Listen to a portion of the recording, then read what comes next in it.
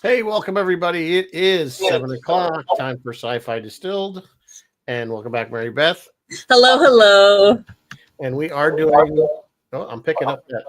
I stopped it. It stopped it. I was having a moment there. No, I was picking a little echo from your. Yes, computer. I turned it off. It's Oh, done. I don't hear it. So Oh, are maybe- you still hearing an echo? Yeah.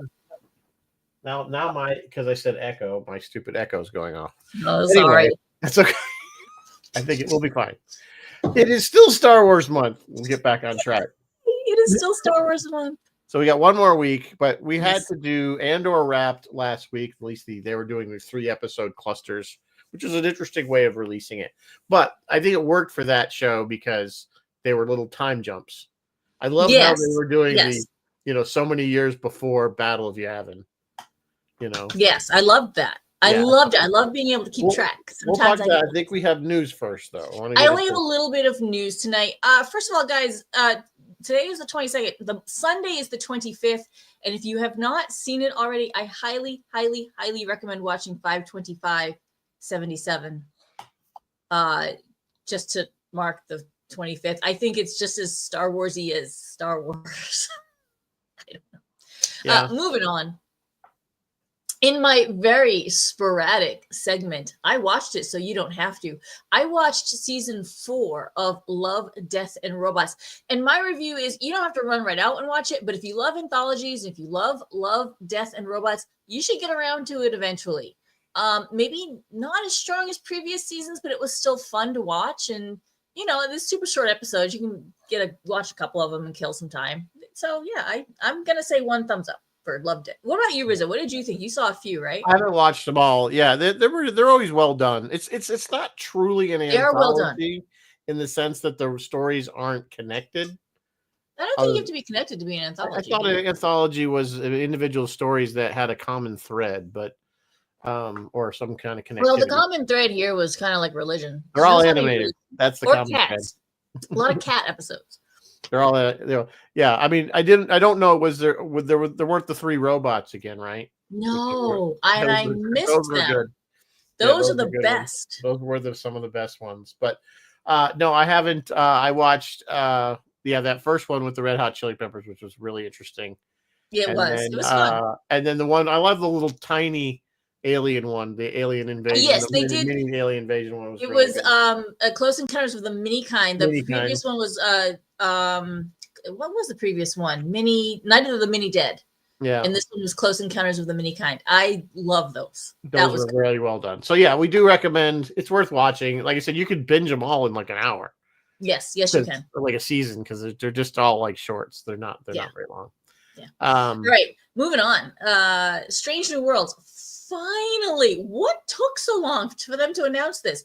Thursday, July 17th, 2 episodes will be out, and then every Thursday until September 11th. And you guys already know this. They're going to do 2 episodes every week, or just one after that? Sorry, 2 episodes the first week, and then 1 episode every week. Yeah.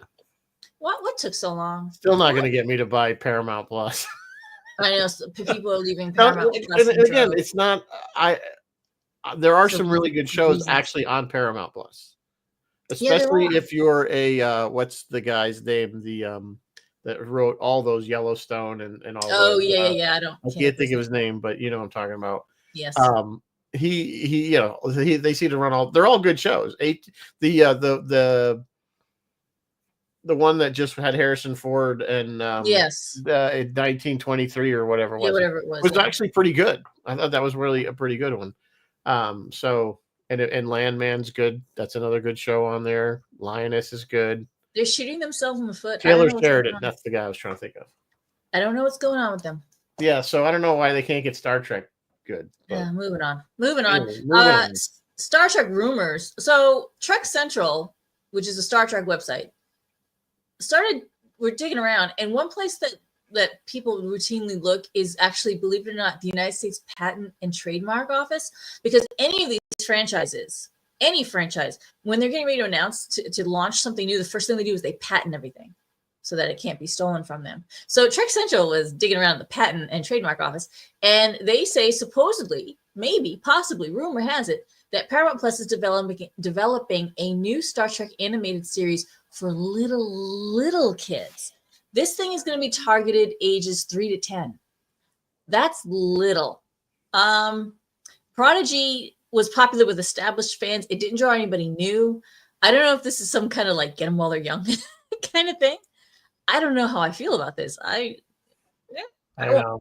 Okay, it's just like everybody I talk to seems to have very similar, and maybe it's because I'm in the circles of people my own age and exactly and stuff that nobody seems really that thrilled about Starfleet Academy. Most people are not happy. They didn't like Discovery. They're not happy with Strange New Worlds. They're Prodigy again was what it was. Whatever. Yeah. I mean, it's funny. I wouldn't say it's split. I'd say there's like a 75-25 split on Lower Decks of 75 people percent of the people liked it. And there's people that just didn't like it. I think there's a certain population of Star Trek fans that hold Star Trek to this kind of higher standard or something that you can't mess with the formula, and it be joking was like somehow an offense to them. Like you're tarnishing it by making it funny or making fun. I don't know that it tarnished it at all. I don't agree with that. I'm just saying that's my theory. I don't know why you wouldn't like it if you're a fan, because it touched all across the whole. Oh God, everywhere. And it was funny. It was clever, and yeah. So, and as I always say it with me: you have to know Star Trek inside out and backwards to get the Easter eggy jokes. But I still think that. So if you're just watching it cold, I think Lower Decks would still appeal to people in general, even if they didn't know Star Trek that well.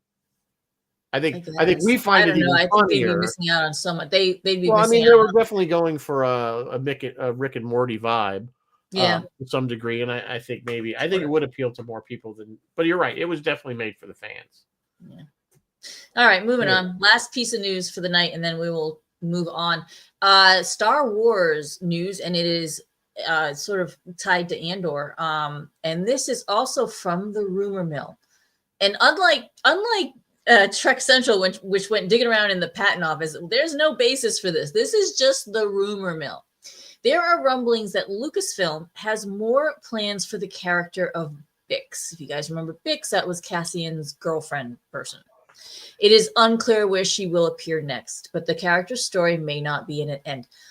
Theories, wrong theories, but theories continue to swirl that Poe Dameron could be her and Cassian's son. Remember at the end she had a baby? Yeah. That could be Poe. I don't believe that particular theory. I don't know if the timing's right for that. It is just right. Just tight right, but yeah, just about. Yeah, I mean, Bix, whatever. Do we really need? No, we don't need Bix. Leave Cassian, like his sacrifice was pure. Leave it alone.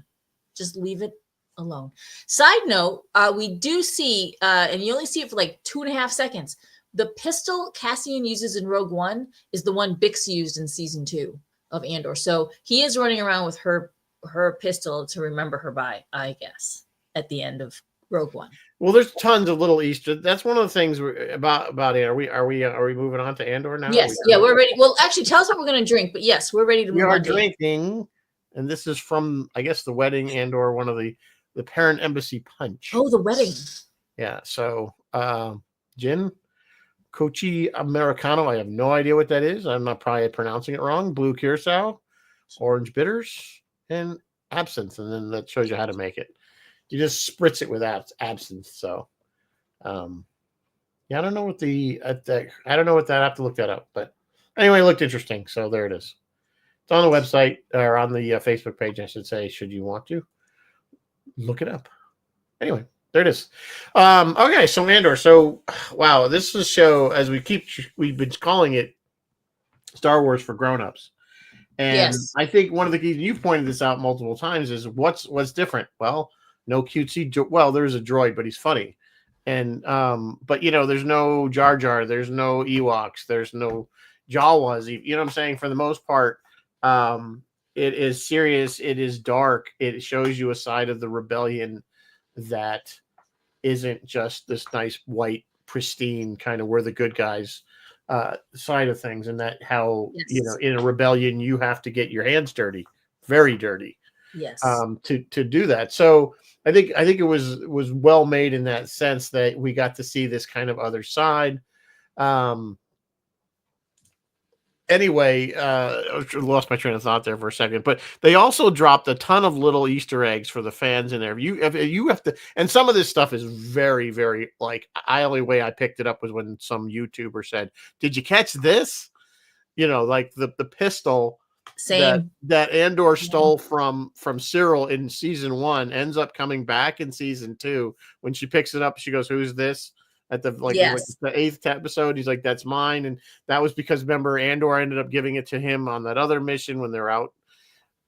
And then there's the manifesto. Remember the young kid that was part of that whole one of Andor's first jobs he had from Lucian there, where they had to attack that Imperial thing, and there was the young try to kid. steal the He was very, I can't think of his name, but yes, the guy that actually was saying those words that what's his name was listening to at the end right before he right there was right. He was listening to his Great manifesto speech. at the end. He was very positive. He didn't end up surviving that mission. The kid, he was a nice, kind of a, just kind of had that innocence to him, and he had written that manifesto, and then the guy was listening to the manifesto in like the last episode, and it's good. So the little things like that, they were sticking, but how they connected all these dots across.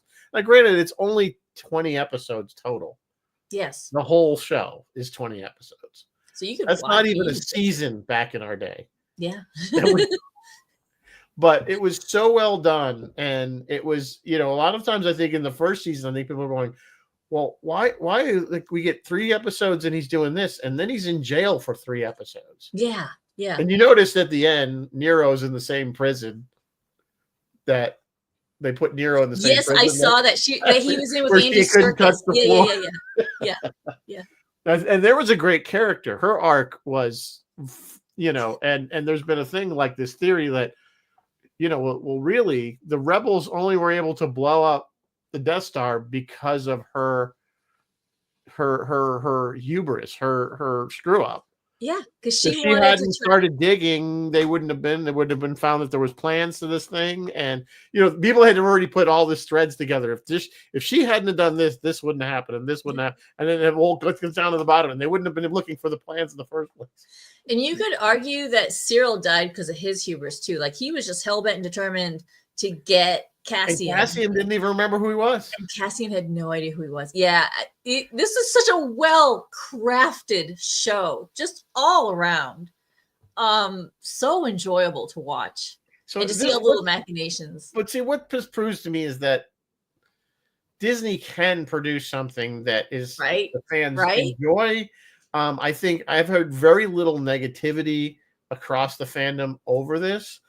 So, why can't you look at stuff like this and say, okay, this is what we want? Instead, we got, whatever the hell that thing, whatever the Acolyte was. And it's just, so you can make something. And I don't think this costs a lot less to make than the Acolyte did. It wasn't cheap. No, it wasn't cheap. But of course, one of the interesting things about this show, like as opposed to like Mandalorian or Book of Boba Fett, where they use the volume and they do this one was all practical sets. Yes, it was. We talked about that. This show and Ahsoka are both going to on location. They're leaving the volume and going to on location. This just did it on location, and Ahsoka will be on location for its next season. So they, despite the money saving the money saving advantages of the volume, on location is giving us just more beautiful, just beautiful scenes and beautiful locations and everything. So I don't know. Yeah. It's expensive. It's just interesting to how they make different decisions. It just proves that this wasn't done by a different production house. It wasn't done. It was still Lucasfilms at Disney. Kathleen Kennedy was still roughly at the helm. Yeah. Allowed them to do. This was Tony. What was his last name? Gilmore or Gilson? What's Tony's last name? I think it's Gilroy. Gilroy. This was his baby, and I'm gonna take my hat off to you, Tony. You did a good job.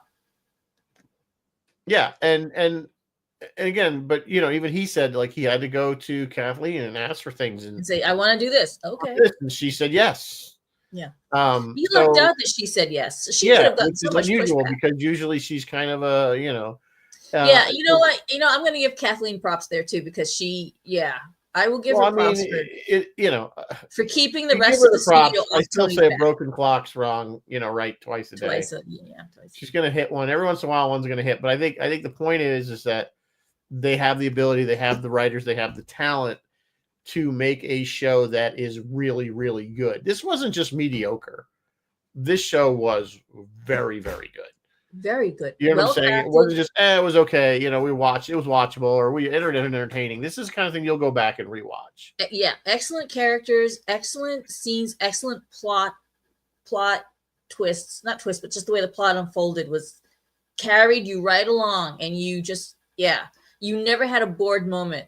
Well, you might have risen. You didn't like the wedding. Other than that, I thought there were some episodes, and this is kind of a problem across, I think, a lot of modern television, whether it's sci-fi or drama, is there's two things that I noticed they're doing.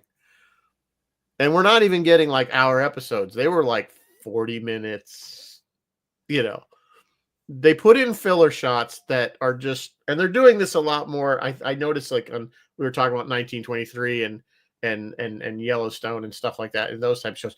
They'll put in these beauty shots where they're just riding through the meadows for like 5 minutes. Yeah. And nothing's really happening. It's just them. It's just that they travel. Like, or there's a band. Yeah. They're at a festival, and we got to listen to the entire song that a band's playing. Because and that to me is just we're stretching. We're trying to fill in the episode. We don't have that's one thing, and they've done it a little bit on this. This show wasn't egregious with it, but the one other thing that I find that a lot of shows are doing is just, and again, I think it's partly a money saving thing, is talking heads. There was one episode of Andor we went from two people talking to another two people talking to two different other people talking. And it was like the whole episode was just talking, more people talking, and nothing really happening in between action-wise. It was just talking. Bother me because that to me is adult television. If you're listening to what they're saying, it is. But I still think it needs to be broken up. I think it needs to be broken up a little bit, and I know they do it partly because it saves money. It's cheaper to shoot that scene than an action scene. So I think they're doing a lot of it. I think it's intentional. Yeah, maybe to not only fill out the episode, but to save a little bit of money. But Game of Thrones would do it too. But Game of Thrones again was much better because every once in a while, then they'd stick in something. They jump to somebody else, and something else would be happening. Yeah. But then when we got to House of Dragon, they went to the same model where it's just the whole episode's just people talking, and it's not that kind of show. We want a little bit of action. That one big dragon attack. Yeah, like I'm saying, then they'll have an episode where they clearly spent all their money, and it's all dragons. It's a dragon episode, okay, yeah. So riddle me this, Batman. Here's a theory that I want to bounce off of you, because and before I do that, I love can you see the chat? I love that. Yeah, that's a new feature. I'm so glad that's there now because now everyone watching or over here this side, whatever side it is, everyone watching on YouTube can see when we go, oh, so and so says this. Now they know what we're talking about. Yeah. Connor was just saying that Tony Gilroy had rapport with Kennedy, and that may well be true. However, it happened, it worked out really well. Yeah, I'm not going to question it. Yeah, we're not going to question it. But did Tony conceivably have an easier or harder job of it because he already had Rogue One? He already knew his end destination. He just had to get to it. Or he could go from there and work backwards. What do you think? Do you think it made it easier or harder or better that we had a destination? I think it's probably a little column A, a little column B, because I think, it gave him an endpoint of where he was going, but he still had to fill in that structure and remain within that in that canon. Yes. See, that's why I thought was we saw Bix, and I'm like, well, something's going to happen with Bix because he clearly has a thing for Jyn Erso. At the end, hugging and You kissing. know what? Yeah, they did hug. You're right. They hugged at the end, but I thought it was just despair because they knew they were dying. I think there was an emotional connection there. The first time I saw it, I thought they had a connection. The second time I saw it, I did not. I did not. I think I don't know. But that was a minor. That was a minor thing. But again, I was right. She left him for whatever, Well, so we knew that she was out of the picture, so he didn't feel like he was cheating on her if he was, going after Jin. No, I think he had a thing for Jin. I think he was kind of. I think he did. Because I really did. So it was funny because we watched the last episode of Andor and immediately turned on Rogue One. I'm like, turn it on. So we turn it on. Yeah. It was. You didn't even have to. Disney queued it up for you. Like if you're watching on Disney Plus, yeah, it was like essentially Rogue One for you. So and then after you watch Rogue One, cue it right into A New Hope. It's amazing. No, mine didn't. Mine did not show A New Hope. I really? did not cue that up. What else? It was some other random Star Wars thing. So it did not. But it's so beautiful. Like there were a few little things that suddenly you got in Rogue One that you didn't get before. You're like, oh, and then there's Mothma and Bail, and you're like, oh, and yeah. That was one of my only disappointments was that we didn't see Jimmy Smits as Bail Organa. And I have no problem with what's his name. Benjamin Bratt. I thought Benjamin Bratt was awesome. I thought he did great. He did fine. He did fine. It's just I'm like, if you're gonna keep, and I know there was they said Jimmy Smits was busy, and I'm like, doing what? He probably had another gig. I don't know. I always questioned totally fine. Benjamin was fine. No, he was fine, and I think he was about as seamless a person as you could get to fill. They're very similar looking actors in the way they, they kind of. So, again, I had no issue with Benjamin Bratt. I just would have liked to have seen Jimmy Smits in that role as a continuation of it. Because we'd had him. We'd had him for so many movies. Yeah. You had him from all the way back from when did we first see him? Was in Revenge of the Sith? Was that when we first see Bail? Yeah, early on. Yeah, Revenge of the Sith. Or was it Clone Wars? Or it might have been. I think we saw Jimmy Smits first. Then we saw. You know what? I'm not sure. Well, because didn't they bring him in? But they had him for the Obi-Wan show, didn't they? Yeah, but we still would have seen him Revenge of the Sith. We've been seeing Jimmy Smits as Bail for years now. Yeah, that's why I say that's why it kind of bothered me that. Yeah. But just going back to how tight it was, the last episode of Andor and the first activities, the first actions of Rogue One are literally like 24 hours, 48 hours. Yeah, it's something like that because he said they were going. Yeah, he was heading toward when he left at the end. Where was he going? At the end of Andor, he leaves, and you're like, "Oh, that's where he was going. He was going to get. He was going to see his friend, his starts with a T, and kill him confirm that they had Jester because they'd gotten the information in Andor. They have a Jester, and they didn't believe it. Like, what? No. So he goes to get the confirmation, and he gets it, and then they're like, "Oh shit, the game is on." So yeah. And then he grabs Jyn Erso and he brings her back, and that's when all that happened. Like, it was chef's kiss writing. I mean, it was very well done. It's really done. Like I said, and they did really good with the cast. What's his name? Stellan that played Luthen.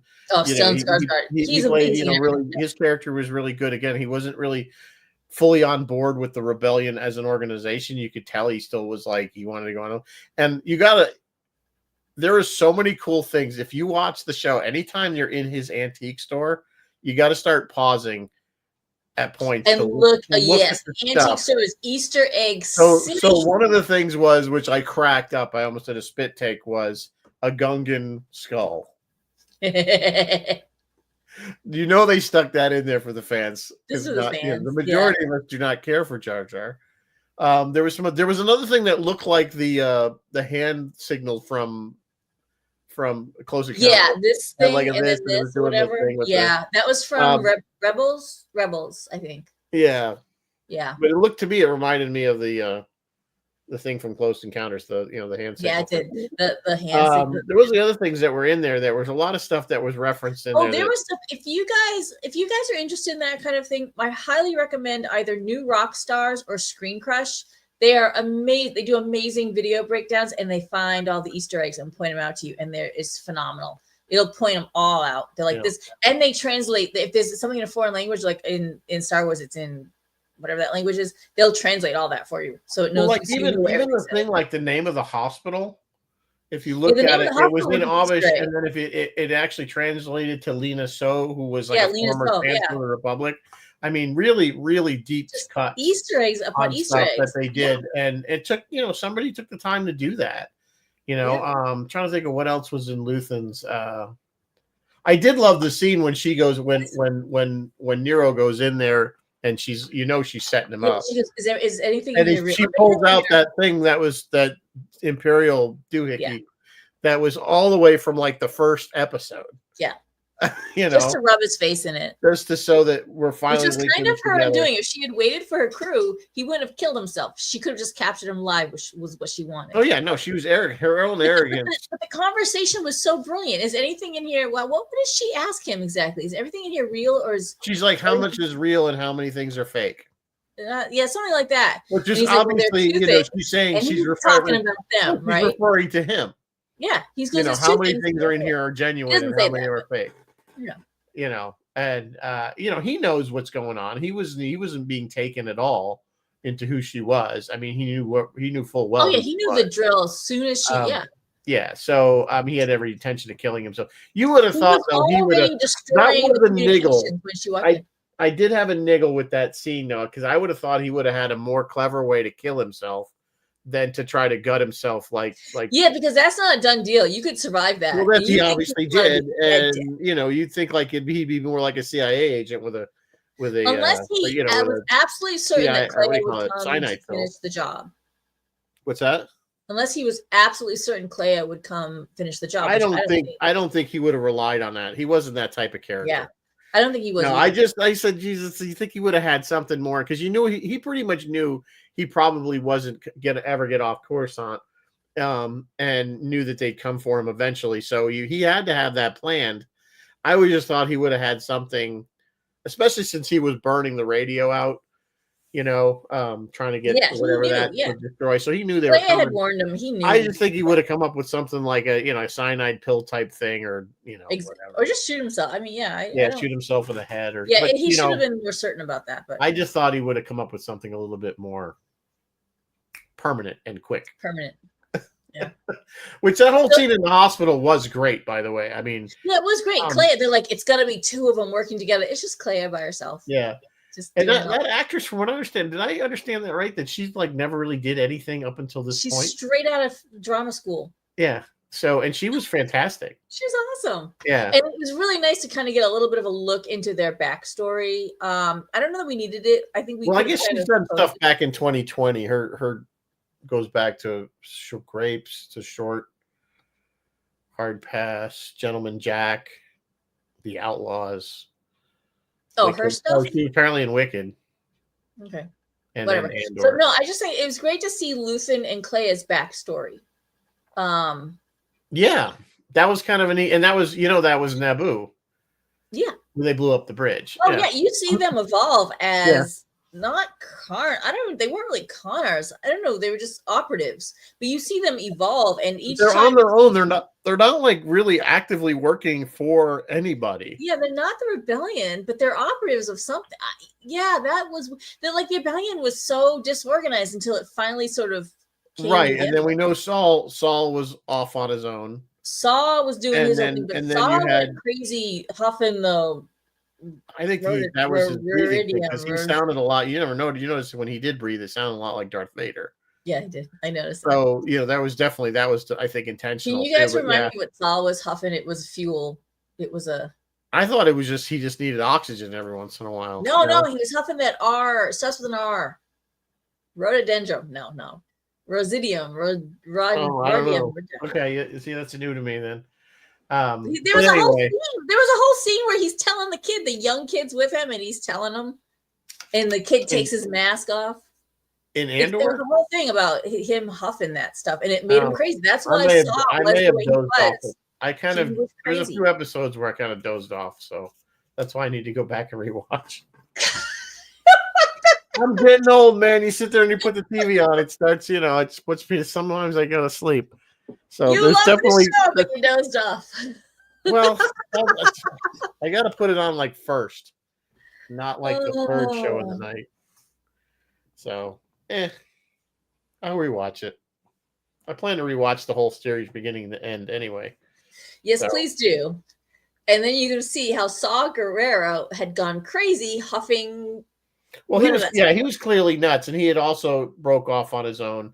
And we kind of saw that. If you read the novels, you'll see that was a Righto. Yeah, but what was the full name? The rebellion had that problem where there was a lot of cells that were kind of forming, and that's kind of what we're seeing here.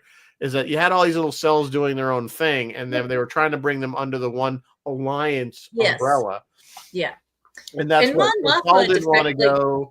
In the novels, there was another senator that wouldn't go. He was I can't think of his name, but he was from Corellia, and he went off on his own and did his own thing. Yeah. So that was kind of a common theme. And then her leaving did a lot to sort of solidify things. You see at the very first episode of season 2, you see the rebellion, and they're a hot mess. They are a hot mess. There's infighting. They're too busy fighting with each other to focus on anything else. And you, at that point, in this first episode of season 2, you're like, how are we ever going to get to the rebellion that we see in A New Hope? What else is important that they showed you is how they got financed. Because you're like, well, where are they getting all these ships from and everything? You know what I'm saying? And all these weapons. And they kind of fleshed that out with Mon Mothma's character and where the money, how she gave, because she was wealthy. And her husband was such a douche. But because you saw at the end he was with somebody else like right away. He was with their son-in-law's mother. Is that what it was? Yes. So that didn't take long. I guess Chevalier.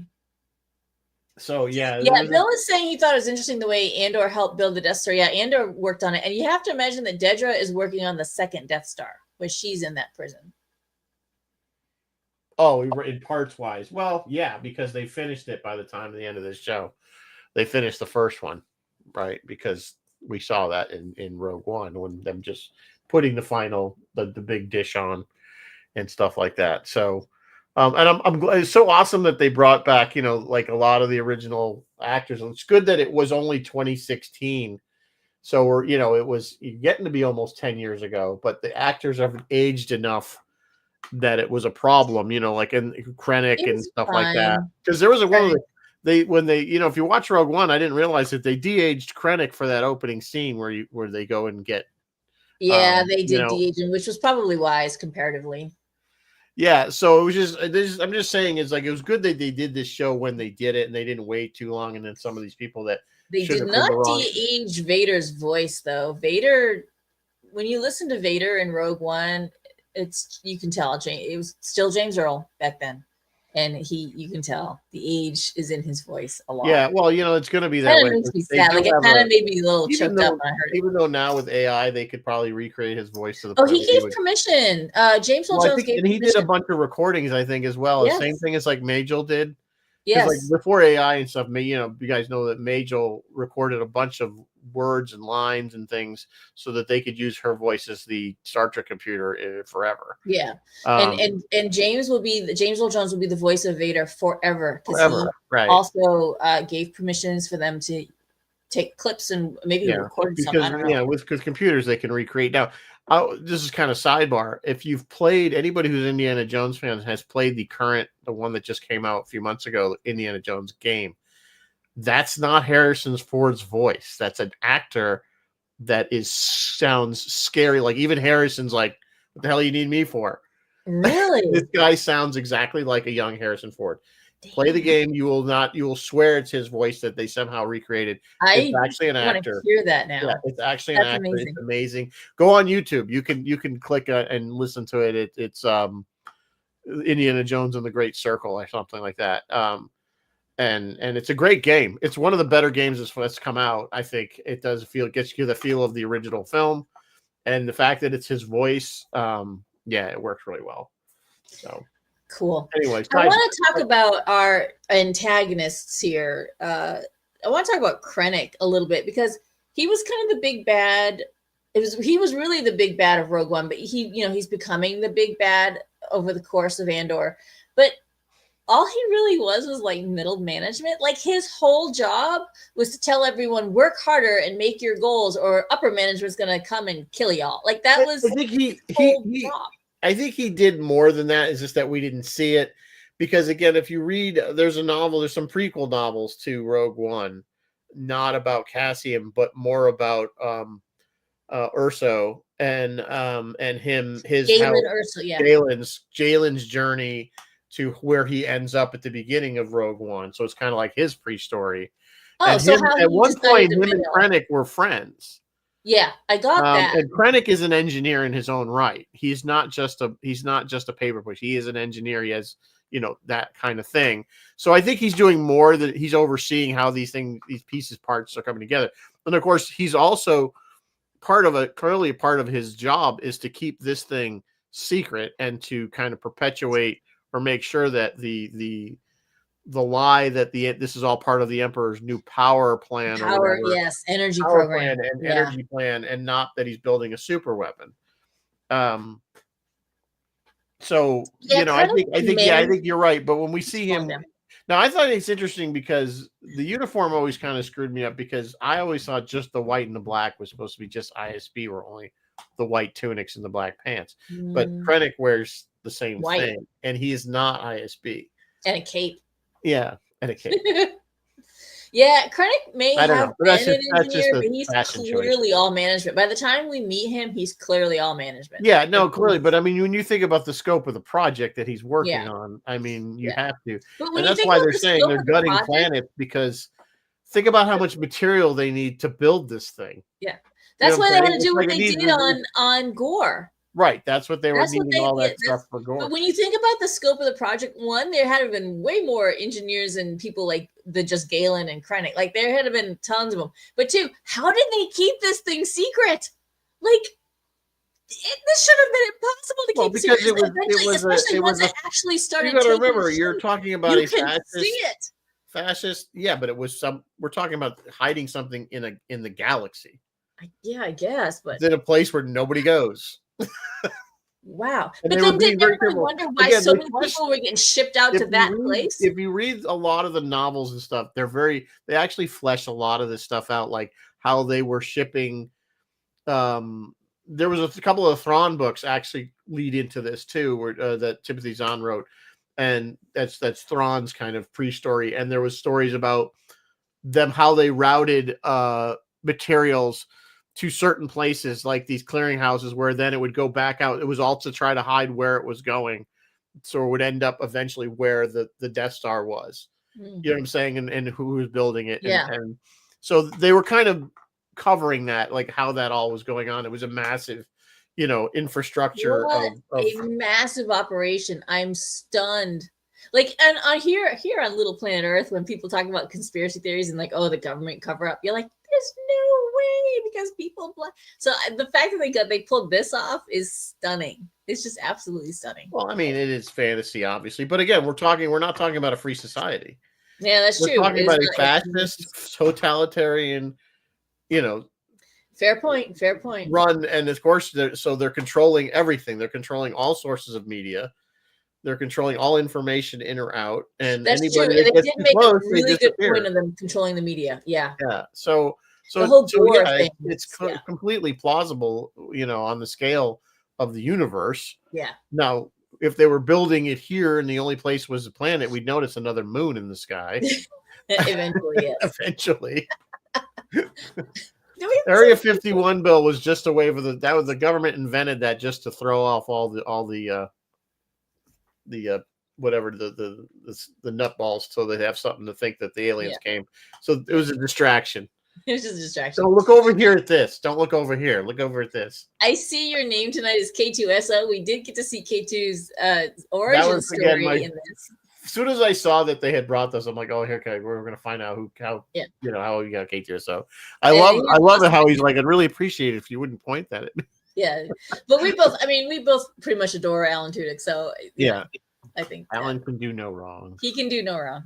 He's up there with Stellan Skarsgård, that they can do no wrong. Resident Alien, by the way, is next month comes out. Yes, Resident Alien is coming in June something.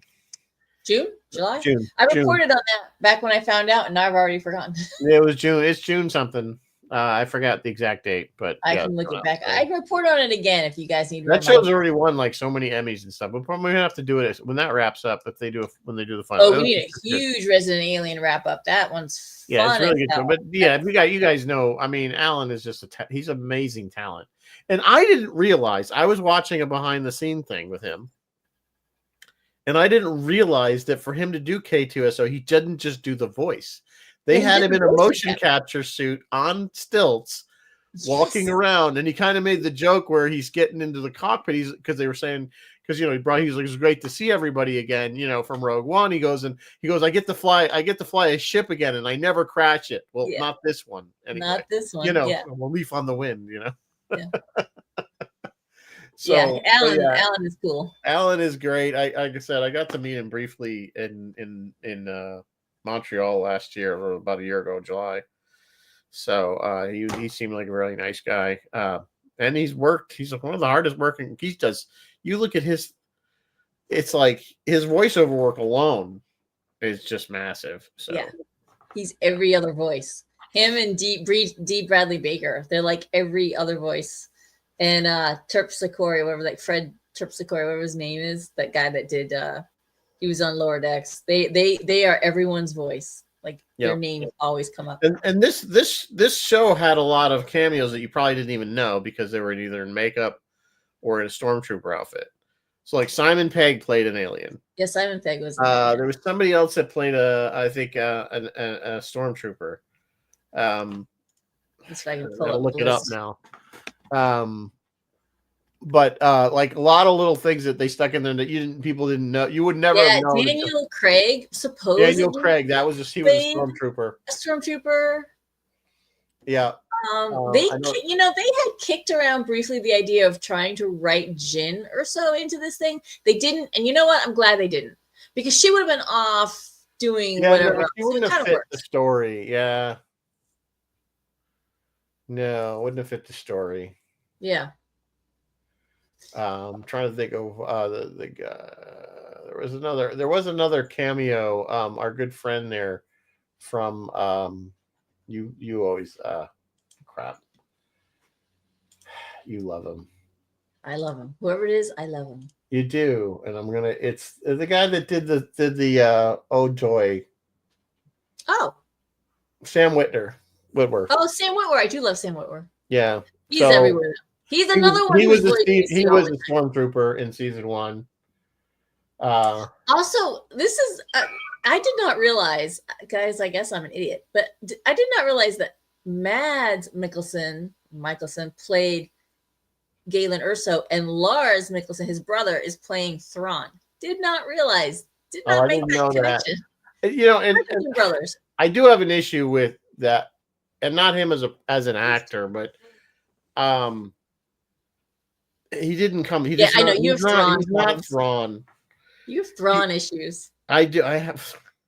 You need to write Lars a sternly worded letter. Say, man, you need to lose about 20 pounds. Yeah, he needs to lose weight. He needs to grow about 6 inches.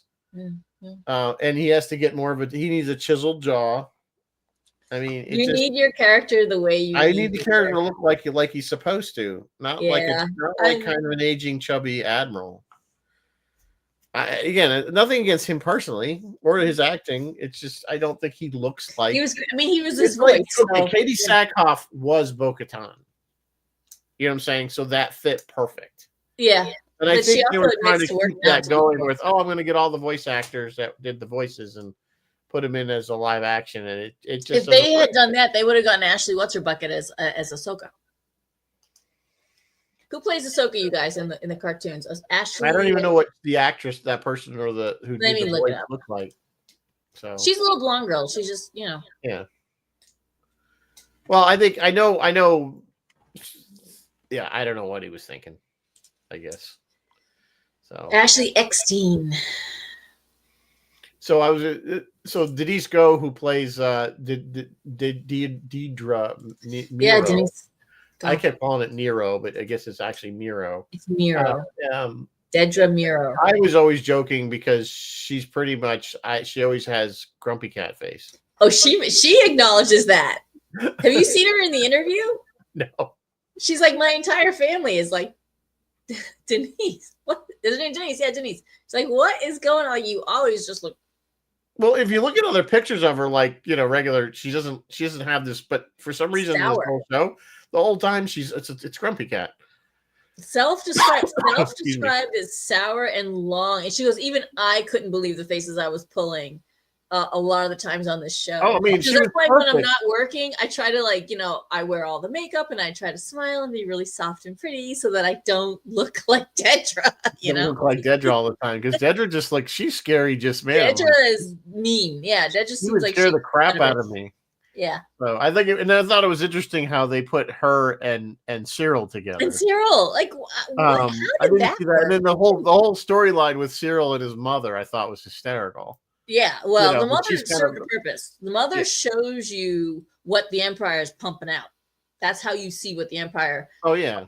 What they're doing, their propaganda and all that. The propaganda. Because the mothers believe in all that propaganda, hook, line, and sinker. But she's also he's a mama's boy. Yeah, I mean, he doesn't really want to be, but she clearly wants to control every aspect of his life.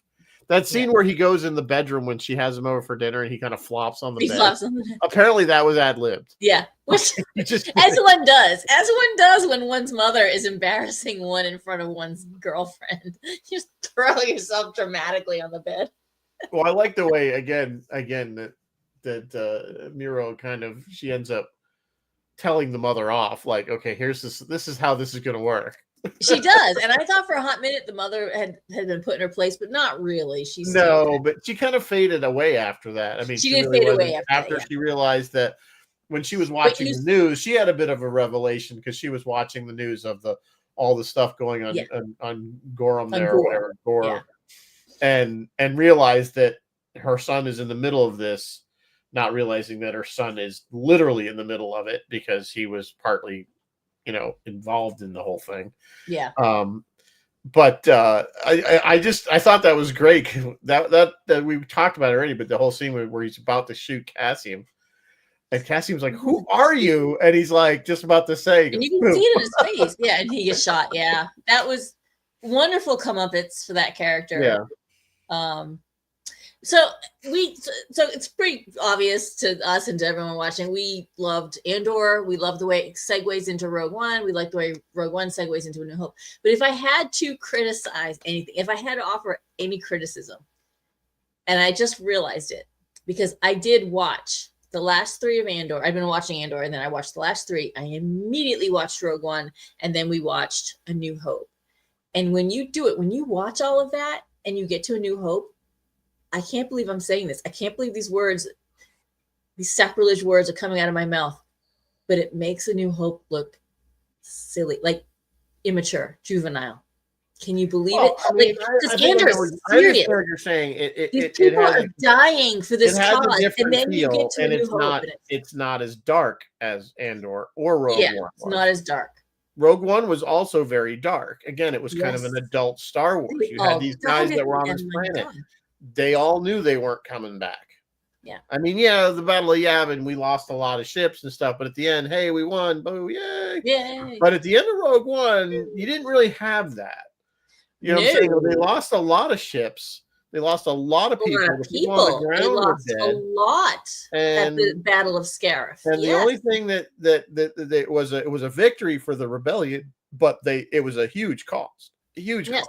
And if I were George Lucas, instead of going back and retrofitting A New Hope to have more creatures in there, whatever had Han not shooting for, what the hell he did, I'd go back and retrofit it to make it say how dire things were after the losses at the Battle of Scarif, and then get into the rest of it. You know what I mean? Just to sort of we never really got to see that anyway, because Leia was the only surviving really that we know of. I mean, there might have been some crew on that Corellian Corvette, Leia and some of the crew, but because she immediately got captured, we didn't see her for half the movie after that. You see the officer that handed her what is it? And she said, "Oh, they've given us hope." That officer that hands her that is supposed to be the one that Vader is choking. Remember, he picks one up and he's choking him. Yeah, supposedly, but I So my point is that we never really got to see nobody was really able to explain, oh, by the way, this is what happened at Scarif, or to get to this point, is because everything was going. Because if you look at A New Hope, it takes place over a very short period of time. Yeah, it does. But then so does Rogue One. Rogue One is really short, time-wise. Well, yeah, it's just from the time they pick up Jyn to. I just wish, like, when in New Hope, when he blew Alderaan up, I wish they would have taken a moment to acknowledge Bail has just died. Millions of people have just. I mean, I really wish they would have driven home how, a couple more times, sort of in the beginning of that movie, just how dire. Again, it was made at a different time. I know. It was made without Eddie thinking any of this other stuff was already made. And no, I don't think he should ever gone back and changed it. Period. Well, no, regardless of how or why it should stay. Neither do I. And I'm not criticizing. New Hope will always be my first love. It is my first love, and I love it best.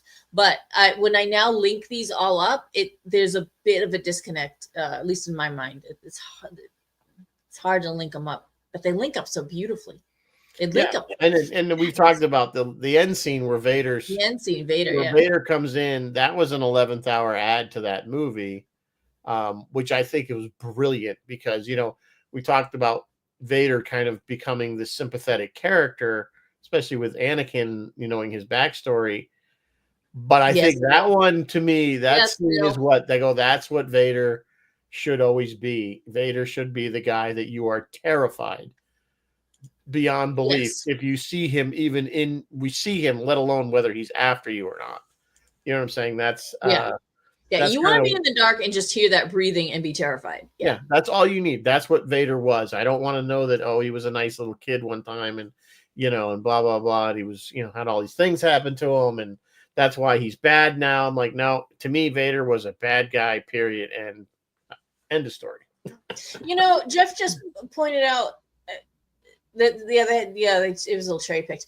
I just realized I was just complaining, like, hey, Rogue One was so serious, and then A New Hope was so fluffy. There was plenty of other fluff in the prequels and the sequels that I did not like. So you know what? Maybe I should just. Well, that's why I say that I think Andor and Rogue One are kind of almost this island where. Island. Again, I've said this like 1,000 times. I sound like a broken record, but Lucas made Star Wars for children. And then the adults all the movies that are associated with Empire was very dark. Empire was dark, yeah. So that's why we have the cutesy little things and the droids and all these little things that are fun. And we don't have that in like Rogue One. We don't have it in Andor's because this was more. Yeah, because they never planned to sell toys off of Rogue One. Although I'm sure there's models. There are toys. There was toys, I think. I mean, it was only a PG. It wasn't like it was rated for R or something that, I think it was dark in the sense that, you see the rebellion sacrificing having to do things. And I even said that with the cartoons. I'm like, the cartoons were supposed to be for kids. And there's people dying. I guess they felt like stormtroopers and clones were completely expendable because they were like in those suits and we didn't really see them as human. Yeah, that's the only thing I can think of because they died the most in the TV shows. It didn't bother me when those dumb Roger robots died. Okay, whatever. Well, because those are robots, we don't care about that. But the clones, it bothered me a little bit, especially as the whole point of that series was to flesh out how all the clones each had their own independent they ended up having that was remember the clones. We only saw them in Clone Wars and Revenge of the Sith, and we didn't really get to know them. They were they were essentially robots. Yeah, flesh-built robots. That's how the movies portrayed them. And then we got the TV shows, which showed a different side that they did have individuality, which makes sense because if you're going to give them somewhat free will, each of them is going to have a different, of course, experience in life once they get out of Camino. Right? Yeah. They're going to have different experiences, and it's going to change them. That's what builds people. That's how why our personalities the way they are. It's not just genetics, it's our life experience. So that's why even twins aren't exactly alike when they grow up. So anyway, we are off topic, but that's okay. We do that when we talk about Star Wars. We just get all over the place. Hey, Alex McDonald's, how are you? Nuggets. What else we're getting near the end of the hour. I don't know. I mean, I keep talking about this show. It's just so good. It's so good. We didn't really talk about a lot of the past, but beautifully crafted from beginning from beginning of Andor to end of Rogue One, beautifully crafted. I did like how they got when we got to that last episode and Mon Mothma's got the Mon Mothma. They redid her do, and for some reason now they made her look. They did the do, and they colored her hair to match. Well, she's hanging out with the rebels now. She doesn't have all her designer clothes and a hairdresser. Yeah, to make her blonde. So she would have to look more. But she did look when we first saw her. What was it? Was it in Rogue One that she played Mon Mothma? I think it was. And we saw her. No, we saw Mothma. Hang on, let me look the character up. I feel like we saw her. O'Reilly, who's been in a ton of stuff. But I'm trying to think when I think it was Rogue One when we saw her, because we didn't see her. Well, we saw her in Jedi, right? That was the first time we saw Mon Mothma. And I don't know what other movie. We wouldn't have seen her in any of the prequels. Revenge of the Sith. We saw her in Revenge of the Sith. Okay. Oh, no, that's a lie. I'm lying to you. Those scenes were cut from the final movie. I am sorry. Was it? Yeah, who was the actress, too? Genevieve was meant to have been in Revenge of the Sith, and it didn't happen. Okay, so because Revenge of the Sith was what year was that? 2005. 2005 and Rogue. So we're talking 10, 11 years later, they did Rogue One. So, but my point was that she once they did her makeup and had the hairdo, she looked a lot like the original. Oh yeah, actress, she did. Who I'm ashamed I don't know the name of.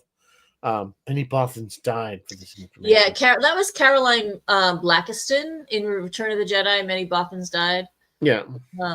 But they did a really good job. She did a really good job of kind of portraying that character, recreating that character. So I thought it was pretty good. Yeah. Trying to think of who else. And again, yeah, we kind of covered everybody. We saw a couple of people. You do see people in Rogue One that you would end up seeing in A New Hope. But right. Especially on the ground there when they get the U-wing. Some of those rebels, yeah. Yeah, I love that they keep doing the same thing though. Like they just keep leaving, and it's the same voice. By the way, you're not authorized over the PA system, which I believe is the director's voice. They also had when they attacked, there was a Red 5. Of course, there had to be a Red 5 who, of course, died because he had to die. So that he had to die, right? But then all the other Reds, and there was one of them that had a very distinctive accent, and they not Southern, but they had a funny way with his R's. And they had that voice going. Okay, so I think we covered this, but in Rogue One, they took original footage and yes, that's right. From that battle you haven't seen from Rogue Leader, yes, or from Red Leader rather, and they used it in Rogue One because they didn't. It was cutting room floor a bit for Star Wars, and then they brought it so that fit. So that was his voice because he was still Red Leader. Yeah. So that's another little thing that they took the effort, the time to do that. But yeah, you just hear the familiar voices, and you're like, and it's stunning that after all these years, people of our age have seen this movie possibly hundreds of times. These voices are ingrained in our brains, like we recognize them immediately. Yep, even the droid noises. I can hear the mouse droid in my head. I can pick up your visuals. I've seen it so many times. So, yeah, it's crazy. So, anyway, it is just about 8:00. So it is just about 8. Roy is not having a show this weekend. He will be celebrating his mom's 85th birthday. Happy birthday to Roy's mom! Congratulations to Mom. Bill McNulty is going to whichever airport is tomorrow from 10 a.m. to noon to protest because they are doing deportation flights out of MacArthur Airport, Long Island. So Bill McNulty is going to record. God bless him. He's 90 years old. He's going to record everything that's going on for these protests, for these deportations. This is just so people know. This is WUSB radio. This is WUSB radio. Sorry, guys. I should have been clear. And then Phil's going to start airing it at noon. So it just. The stormtroopers are going to come in and pull Phil off. They're going to off the air. You're just going to hear the tone. Good luck. Good luck to Bill. Bill, you're 90 years old. Don't get arrested. God love you. Fight the power, but just be careful. And then Phil says that later on tomorrow afternoon for his drive time show, he says after all that political stuff, he says my head will be exploding, so I'm just going to play some relaxing music. And of course, he has Friday Night Freeform. So all of that happens on WUSB Stony Brook if you want to listen to real people who you actually know. fight the power. That is where you do that. Yeah. So, and then tomorrow we'll be in Ticonderoga for Sue Cross's. Yes, we will all be in Celebration Ticonderoga. of Life, and driving. all those who donated to our group donation to the Ladies Fire Auxiliary that Sue was a part of. Thank you very much. We raised about I'm going to bring it up on my own to $2,000 even. Thank you. Just we were slightly short of that, but yeah, thanks everybody. Everybody was really generous. I was really taken back. It was about at least 30 people I think that donated. Yeah, who donated? 25 to 30 people. Their names will be on the card. Of course, you could still donate directly to the auxiliary, or there was another charity that it was Comforting Friends was the other charity, or the Ticonderoga Fire Ladies Auxiliary. Yeah, so we will be passing that on with a card for Sue. So those that had been to the set tour know who she was. She was like the manager, always behind the counter, kept it together, kept James in line. So unfortunately, that's where we're going to be tomorrow. But we're going to be careful. Next week we're going to do one last Star Wars show for the month, and it is a top 10, but I don't know. It's going to be a Star Wars top 10. We were doing Star Trek top 10s. We're going to do Star Wars top 10. That's the Star Wars top 10, yeah. It's going to be a Star Wars top 10. I don't know what the top 10 is going to be. We'll come up with something, but if you have some suggestions, please feel free to let us know. We're all going to pick the Millennium Falcon. Yeah, ships. There's a bunch of ships, but it's what you're going to hit. You're going to hit X-Wing. Yeah, Millennium Falcon, Corvette, Star Destroyer. I mean, it's kind of obvious. There's really not a lot of broad enough. I think we'll come up with something, maybe just characters. Yeah, we'll talk about it.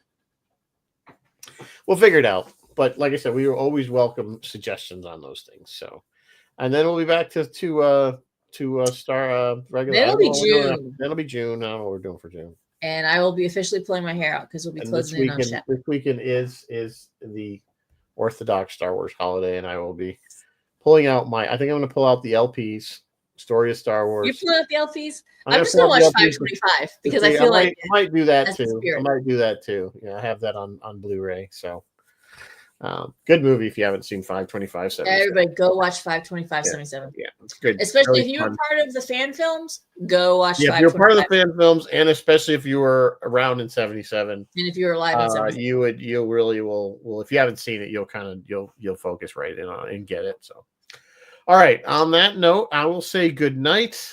We'll live long and prosper, and may the Force be with you always. Bye. Good night.